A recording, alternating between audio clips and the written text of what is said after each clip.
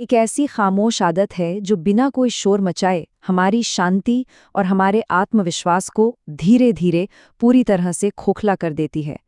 नमस्कार। Rise with Sneha के 60 दिन के इस चैलेंज में आज हम 9वें दिन पर खड़े हैं और आज के इस खास विश्लेषण में हम इसी खतरनाक जाल से बाहर निकलने के रास्तों पर बात करने वाले हैं। ये एक ऐसा विषय है जो हम सभी की जिंदगी से बहुत गहराई से जुड़ा है, तुलना का जाल। आज हम उन असल कहानियों और मनोवैज्ञानिक तथ्यों में गोता लगाएंगे जो हमें बताएंगे कि हम इस जाल में कैसे फंसते हैं और अपनी सोच को बदलकर कैसे हमेशा के लिए इससे आज़ाद हो सकते हैं। एक बहुत ही गहरी और कड़वी सच्चाई है। तुलना हमारी खुशी चुरा लेती है। सच कहूं तो जब हम लगातार अपनी जिंदगी को किसी और की अचीवमेंट्स, उनकी चमक-दमक या उनके पैसों से नापने लगते हैं ना, तो हम अपनी खुद की अहमियत को दांव पर लगा देते हैं। ये किसी जहर से कम नहीं है।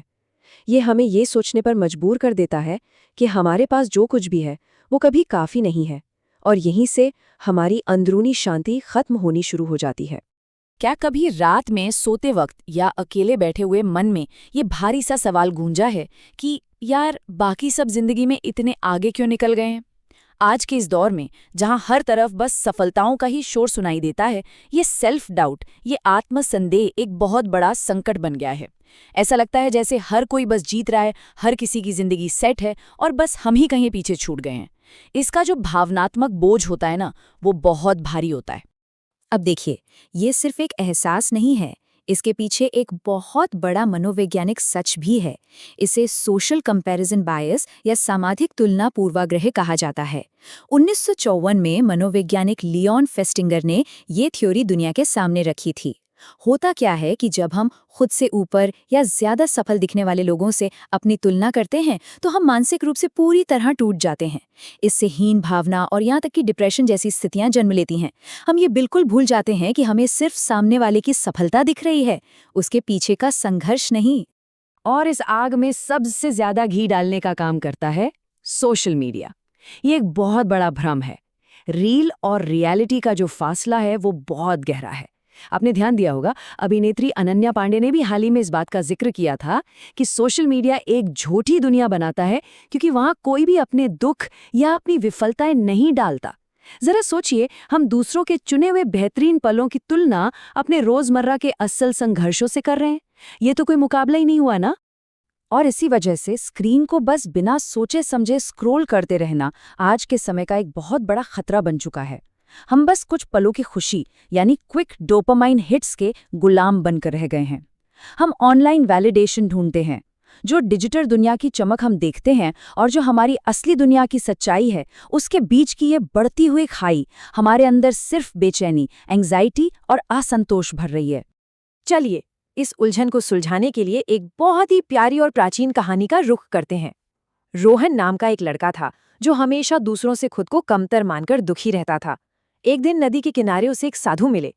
रोहन ने जब अपना दुखड़ा सुनाया तो उन साधु ने उससे धैर्य का एक कमाल का पाठ पढ़ाया। उन्होंने रोहन को 3 बीज दिए, एक लिली के फूल का, एक आम का और एक बांस का, और कहा कि बेटा, इन्हें बोकर बस इनकी देखभाल करो। अब देखिए क्या होता है। 1 महीने बाद लिली का फूल तो खिल गया, आम का पौधा भी जमीन से बाहर आ गया, लेकिन बांस का बीज वो वैसा का वैसा ही रहा, कुछ नहीं हुआ। तो क्या इसका मतलब ये है कि बांस फेल हो गया? बिल्कुल नहीं। साधु ने रोहन को समझाया कि लिली बहुत जल्दी खिलती है, आम थोड़ा समय लेता है, लेकिन बांस सबसे ज्यादा समय लेता है। क्यों? क्योंकि वो पहले जमीन के बहुत नीचे अपनी जड़ों को मजबूत कर रहा होता है। धीमी प्रगति का मतलब हार नहीं है, बल्कि वो किसी बहुत बड़ी और मजबूत चीज की तैयारी है। इसी से जुड़ी एक और दिल छू लेने वाली कहानी है आरव और रोहन की। आरव लकड़ियों का काम करने वाला एक साधारण इंसान था और उसका दोस्त रोहन शहर का एक बड़ा कॉर्पोरेट अफसर। आरव हमेशा रोहन से अपनी तुलना करके खुद को बहुत छोटा महसूस करता था। लेकिन एक दिन जब रोहन ने उसे बताया कि वो शहर की उस अंधी दौड़ में आरव जैसी सुकून भरी जिंदगी के लिए कितना तरसता है, तब आरव की आंखें खुल गईं।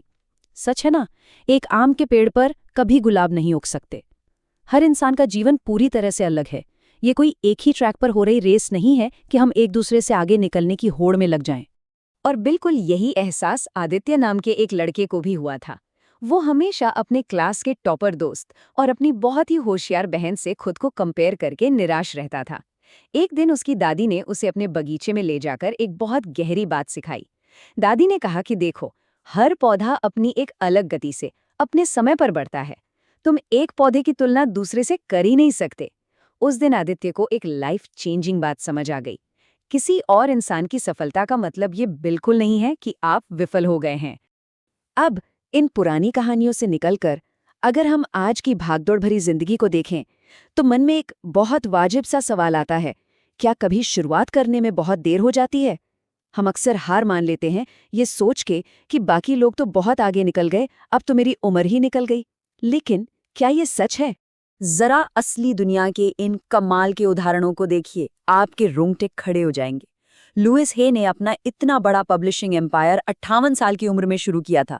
ग्रैंडमा मोजेस ने पेंटिंग की दुनिया में कदम तब रखा जब वो अपने 70 के दशक में थी और पूरी दुनिया में मशहूर हुई। और ताओ पोर्चिन लिंच को देखिए, 98 साल की उम्र में योगा और डांस। 98 साल! ये इस बात का पक्का सबूत है कि सफलता किसी एक तय समय सीमा, किसी टाइमलाइन की मोहताज नहीं है। ये यूनिवर्सल टाइमलाइन जैसी कोई चीज असल में होती ही नहीं है। तो फिर इन सब बातों का निचोड़ क्या है? हमारी ऊर्जा, हमारी एनर्जी आखिर लगनी कहाँ चाहिए? सच तो ये है कि आपका असली मुकाबला सिर्फ और सिर्फ आपके पिछले रूप से है, जो आप कल थे। बाहर की दुनिया से की जाने वाली ये जहरीली तुलना आज ही बंद करनी होगी। किसी के 10वें चैप्टर को देखकर अपने पहले चैप्टर को जज करना बंद कीजिए। अपनी पूरी ताकत खुद को भीतर से बेहतर बनाने में लगाइए। और इसीलिए हमारे इस 60 दिन के सफर का ये 9वां दिन बहुत खास है। आज का चैलेंज है, अपने आप पर ध्यान दें। अब वक्त आ गया है कि इस गहरी समझ को हम एक्शन में बदलें। आज का हमारा एक्शन प्लान बिल्कुल साफ और सीधा है। पहला कदम, आज सोशल मीडिया पर व्यर्थ में स्क्रॉल करना बंद। दूसरों की फिल्टर की हुई जिंदगी को देखकर अपना समय बर्बाद नहीं करना है। दूसरा कदम, एक कागज उठाइए और खुद की 3 सबसे बड़ी खूबियां, अपनी ताकत लिखिए। और तीसरा सबसे अहम कदम, आज से अपनी पूरी की पूरी ऊर्जा सिर्फ और सिर्फ अपनी व्यक्तिगत ग्रोथ पर, खुद को बेहतर बनाने पर लगा देनी है। तो इस चर्चा को खत्म करते हुए मैं आपके सामने एक सवाल छोड़ना चाहता हूँ। इस सवाल को अपने अंदर गूंजने दीजिए। क्या आपका मुकाबला वाकई दूसरों से है या कल वाले खुद से? अपनी ऊर्जा को वहां लगाइए जहां वो असल में कोई बड़ा बदलाव ला सकती है। हर इंसान का सफर अलग है। आपकी मंजिल आपका इंतजार कर रही है। बस आपका लक्ष्य एक ही होना चाहिए, अपने बीते हुए कल से बेहतर बनना। खुद पर विश्वास रखिए और अपने सफर पर आगे बढ़ते रहिए।